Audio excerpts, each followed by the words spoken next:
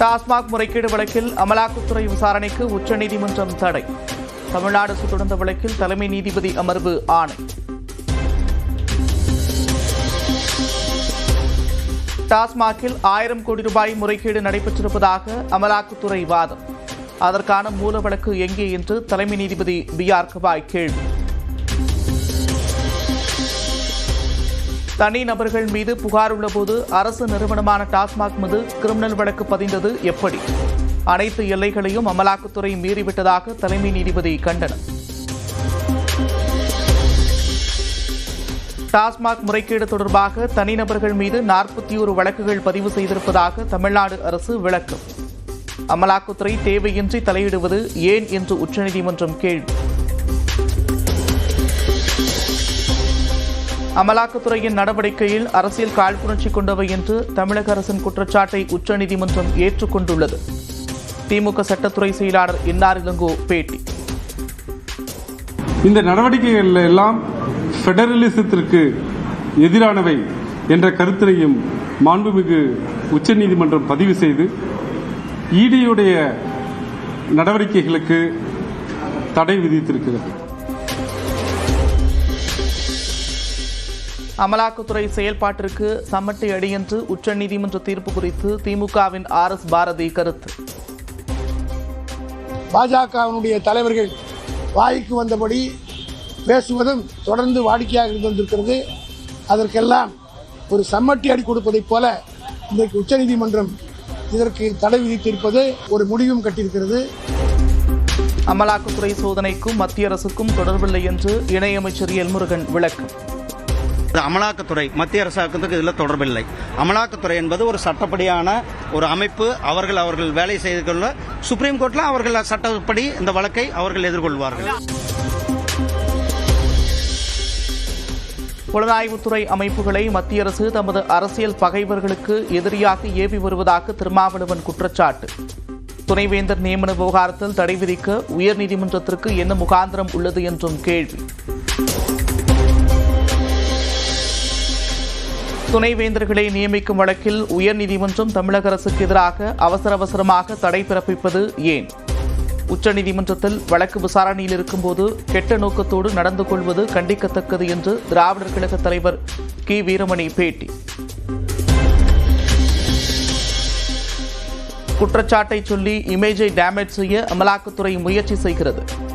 பஞ்சப்பூர் ஒருங்கிணைந்த பேருந்து நிலையம் ஜூன் 14ஆம் தேதிக்கு பிறகு பயன்பாட்டிற்கு வரும் என்று திருச்சியில் அமைச்சர் K.N. நேரு பேட்டி.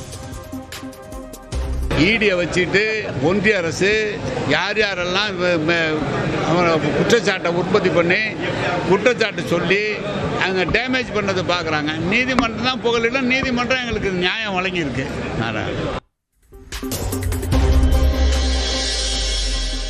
டாஸ்மாகில் 1000 கோடி ரூபாய் முறைகேடு என பதிவான வழக்குகளை CBIக்கு மாற்றக் கோரிய வழக்கில் புதிய உத்தரவு. 41 வழக்குகளின் நிலை குறித்த அறிக்கையை தாக்கல் செய்ய லஞ்ச ஒழிப்புத்துறைக்கு சென்னை உயர்நீதிமன்றம் ஆணை. டாஸ்மாக் வழக்கில் உச்சநீதிமன்றம் சரியான உத்தரவு பிறப்பித்துள்ளது. அதிகாரிகளை அமலாக்கத்துறை நடத்திய விதம் வருத்தத்திற்குரியது என்று ஈரோட்டில் அமைச்சர் முத்துசாமி பேட்டி. திமுக பொதுக்குழு ஏற்பாடுகள் தொடர்பாக முதலமைச்சர் மு க ஸ்டாலின் ஆலோசனை. திமுக பொதுச் செயலாளர் துரைமுருகன், பொருளாளர் TR பாலு, அமைச்சர்கள், செயலாளர் RS பாரதி உள்ளிட்டோர் பங்கேற்பு.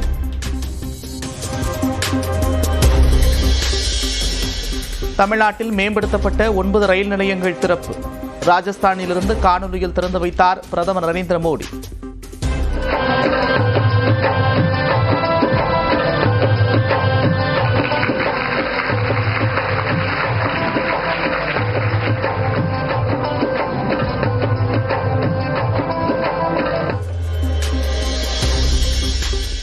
உடலில் ரத்தம் ஓடுவதற்கு பதில் சூடான சிந்தூர் ஓடுகிறது.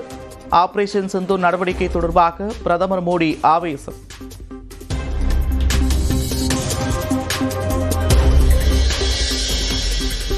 ஜம்மு காஷ்மீரின் சிங்புராவில் பாதுகாப்பு படையினர் மற்றும் தீவிரவாதிகளுக்கிடையே துப்பாக்கிச் சண்டை. ராணுவ வீரர் ஒருவர் வீரமரண நிலையில் நீடிக்கும் தாக்குதல்.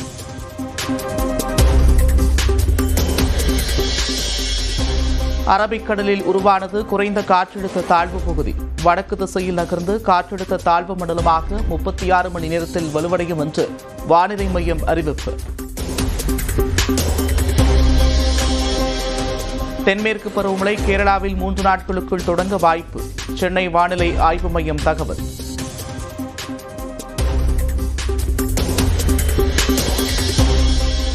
நாளை மறுநாள் முதல் 3 நாட்களுக்கு கோவை மாவட்ட மலைப்பகுதிகள், நீலகிரி மாவட்டத்தில் கனமழைக்கு வாய்ப்பு. சென்னையில் இன்றும் நாளையும் லேசான மழை பெய்யக்கூடும் என வானிலை மையம் கணிப்பு. கோவை, நீலகிரி, கன்னியாகுமரி மாவட்டங்களில் 10 நாட்களுக்கு மிக கனமழைக்கு வாய்ப்பு.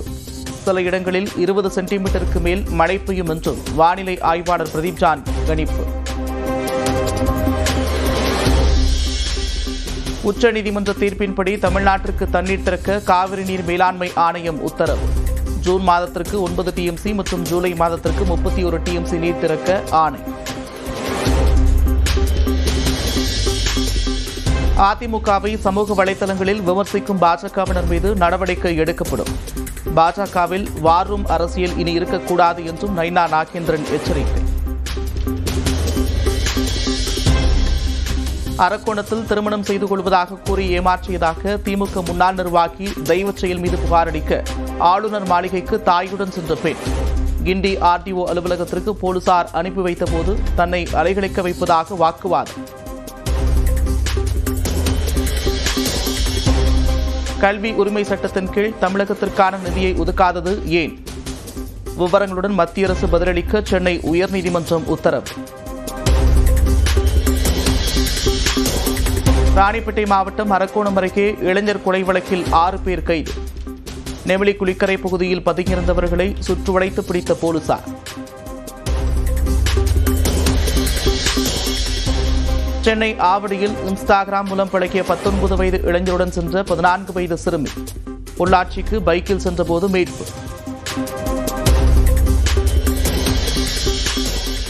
நெல்லையிலிருந்து தாம்பரத்திற்கு நெல்லை எக்ஸ்பிரஸ் ரயிலில் வந்த பயணிகளிடம் நகை திருட்டு. 30 சவரன் நகை திருடு போனதாக காவல் நிலையத்தில் புகார்.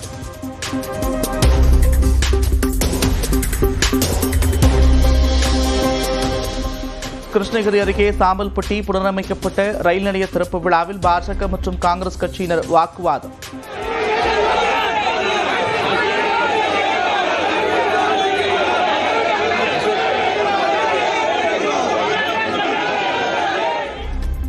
உரிய மரியாதை தருவது தொடர்பாக ஏற்பட்ட வாக்குவாதத்தால் பரபரப்பு. திருச்சி ஸ்ரீரங்கத்தில் புதுப்பிக்கப்பட்ட ரயில் நிலைய திறப்பு விழாவில் திமுக சட்டமன்ற உறுப்பினர் பாஜக நிர்வாகி இடையே மோதல். பிரதமருக்கு நன்றி சொல்லவில்லை என்று வாக்குவாதத்தில் ஈடுபட்டதால் பரபரப்பு.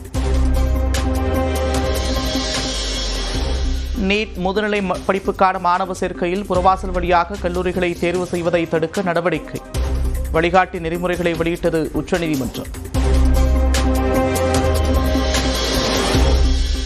வக்ஃபு சட்டத்திற்கு எதிரான வழக்கில் தேதி குறிப்பிடாமல் தீர்ப்பு ஒத்திவைப்பு. 3 நாட்களாக வாதம் நடந்த நிலையில் உச்சநீதிமன்றம் நடவடிக்கை.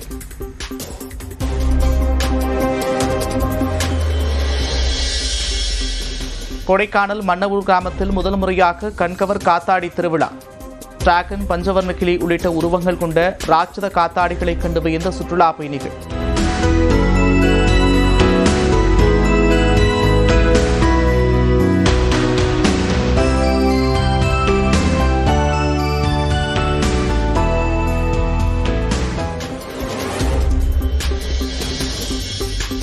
நீலகிரி மாவட்டம் குன்னூர் சிம்ஸ் பூங்காவில் பழ கண்காட்சிக்கான ஏற்பாடுகள் தீவிரம்.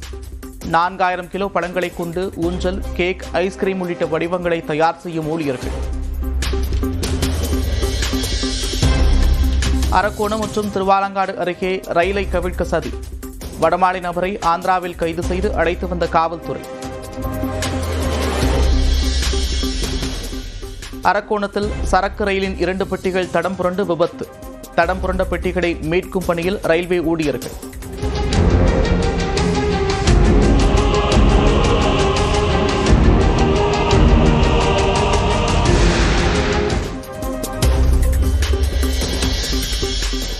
மத்திய பிரதேசத்தில் வீட்டு மேற்கூரையுடன் பறந்த சிறுவர்கள். சூறைக்காற்றுடன் கனமழை பெய்தபோது பதிவான அதிர்ச்சி காட்சிகள்.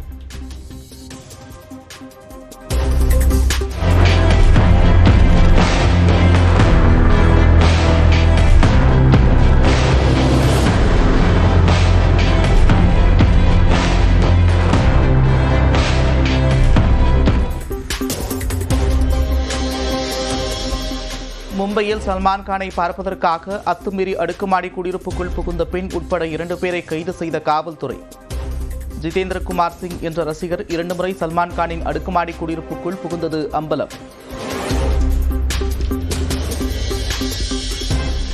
பாட்டில் சேலஞ்ச் விளையாட்டில் விளையாடிய நடிகை கீர்த்தி சுரேஷ். வைரலாகும் கியூட் வீடியோ.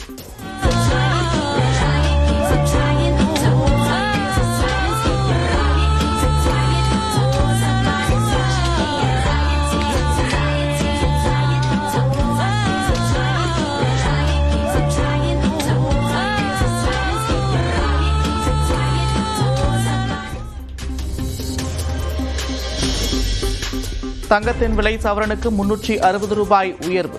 1 கிராம் 8,975 ரூபாயாகவும் 1 சவரன் 71,800 ரூபாய்க்கும் விற்பனை.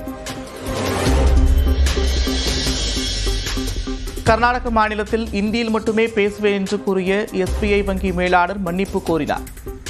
கண்டனங்கள் எழுந்ததையடுத்து கன்னட மொழியில் பேச்சு.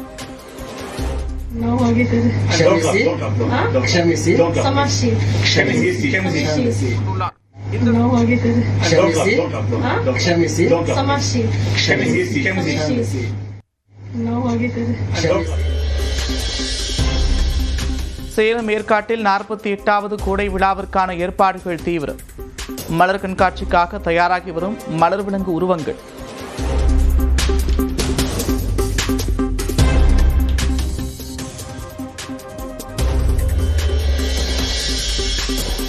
விசாரணைக்கு அழைத்து சென்றவரை லத்தியால் தாக்கி பொய் வழக்கு பதிவு செய்த புகாரில் காவல்துறையினருக்கு 4 லட்சம் ரூபாய் அபராதம்.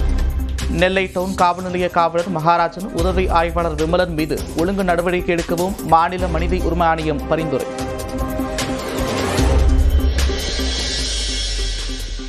உலக அழகி போட்டியில் பங்கேற்க தெலுங்கானா வந்த அழகிகள் மண்பாண்டங்கள் செய்து அசத்தல். இந்திய கலாச்சாரத்தை ஆர்வத்துடன் கேட்டறிந்த அழகிகள்.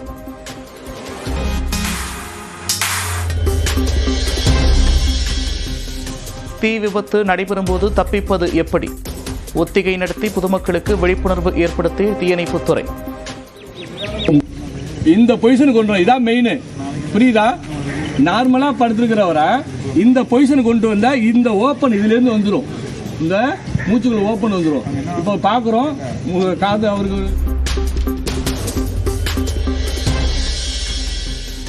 சென்னை கிழக்கு கடற்கரை சாலையில் கடற்கரை ஒட்டியுள்ள பகுதியை ஆக்கிரமித்து கட்டப்பட்டுள்ள கட்டடங்கள் மீது எடுக்கப்பட்ட நடவடிக்கை என்ன? ஜூன் 4ஆம் தேதிக்குள் அறிக்கை தாக்கல் செய்ய தமிழக அரசுக்கு தென்மண்டல தேசிய பசுமை தீர்ப்பாயம் உத்தரவு. பழனியில் பெண்களை நெருக்கமாக பழகவிட்டு வீடியோ எடுத்து மிரட்டி பணம் பறிப்பு. பெண் உட்பட 3 பேர் கைது.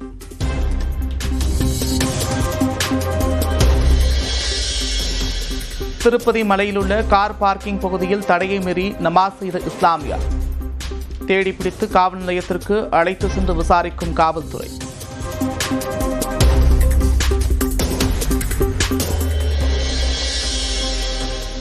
சிங்கப்பூரிலிருந்து கோவை வந்த பயணியிடமிருந்து 5 கோடி ரூபாய் மதிப்பிலான போதைப் பொருட்கள் பறிமுதல்.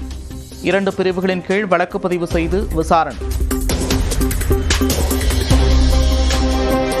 மத மோதலை உருவாக்கும் விதத்தில் பேசியதாக பாஜக தேசிய செயற்குழு உறுப்பினர் ராஜா உள்ளிட்ட 4 பேர் மீது வழக்கு. திருவாரூர் மாவட்டம் முத்துப்பேட்டை காவலர்கள் நடவடிக்கை.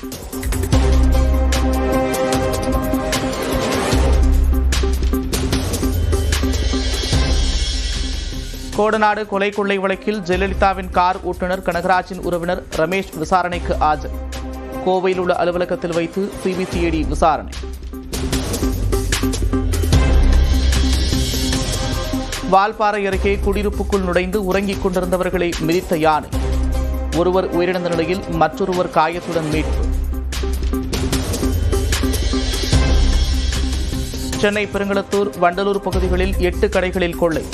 சிசிடிவி காட்சிகளை வைத்து காவலர்கள் விசாரணை. சிங்கப்பூர் அரசின் புதிய அமைச்சரவையில் இடம்பெற்ற 6 தமிழர்கள். உள்துறை, வெளியுறவுத்துறை, பிரதமர் அலுவலகம் என முக்கிய துறைகளுக்கு அமைச்சர்களாக தமிழர்கள் நியமனம். 19 வயதிற்குட்பட்ட கிரிக்கெட்டுக்கு இங்கிலாந்து சுற்றுப்பயணத்திற்கான இந்திய அணி அறிவிப்பு. ஆயுஷ் மத்ரே தலைமையிலான அணியில் வைபவ் சூரியவம்சி இடம் பிடித்தார்.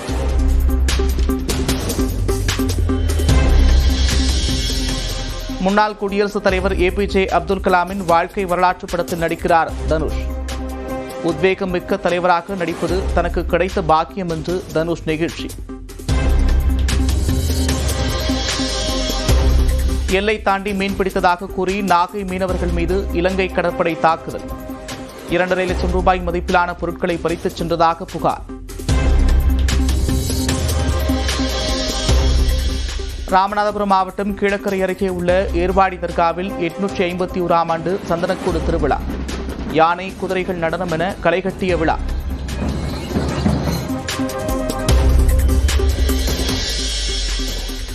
வால்பாறை அருகே உள்ள சோலையார் அணை பகுதியில் யானை தாக்கி பெண் உயிரிழப்பு. படுகாயமடைந்த மற்றொரு பெண் மேல் சிகிச்சைக்காக பொள்ளாச்சி மருத்துவமனையில் அனுமதி.